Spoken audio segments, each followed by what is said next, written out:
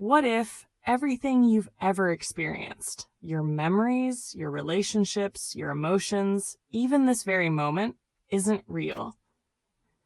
What if your entire life was nothing more than code, carefully crafted by something or someone beyond your comprehension? It sounds like science fiction, but philosophers, scientists, and futurists have taken this question very seriously. Today, we're going to peel back the veil on reality itself and ask a question humanity has feared to confront. Are we living in a simulation? The idea that reality could be an illusion isn't new. In fact, it's one of the oldest philosophical debates in human history. Ancient Hindu texts like the Maya concept describe the world as a divine illusion.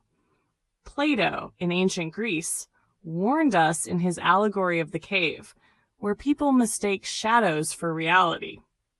Fast forward to the 17th century, philosopher René Descartes wondered if an evil demon was deceiving our senses.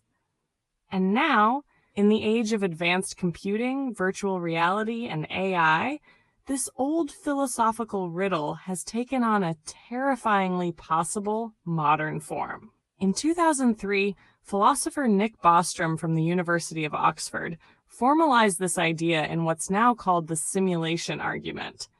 He proposed three possibilities. 1. Humanity goes extinct before reaching the capability to simulate realities.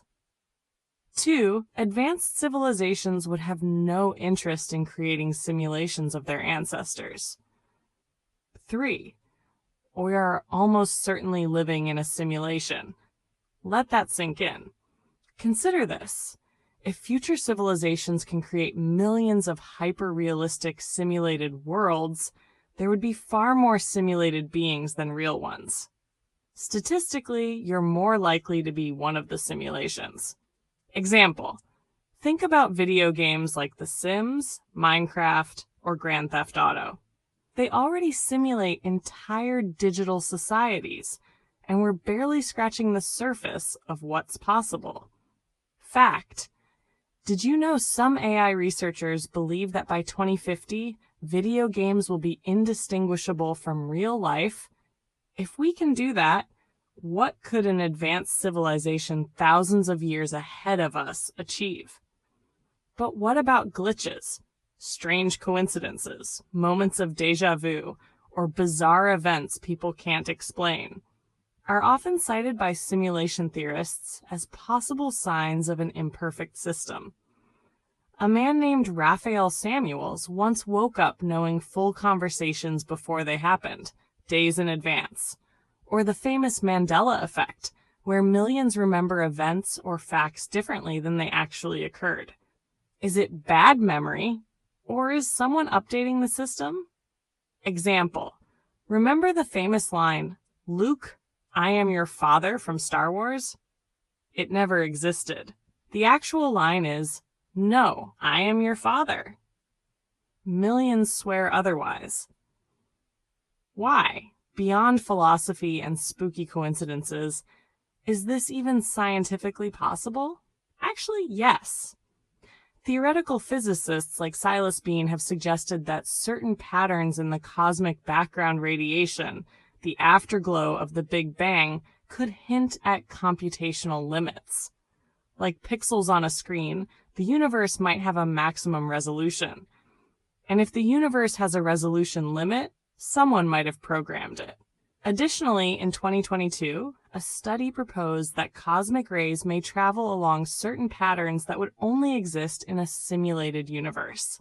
Example: we already simulate entire atoms, weather systems, and even rudimentary consciousness in AI labs. Scaling this up to a universe isn't inconceivable in theory. So what would this mean for us? Does life lose its meaning if we're inside a simulation? Or does it gain new depth?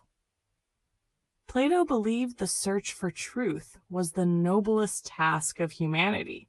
Even if the world was an illusion, understanding it was what gave life value.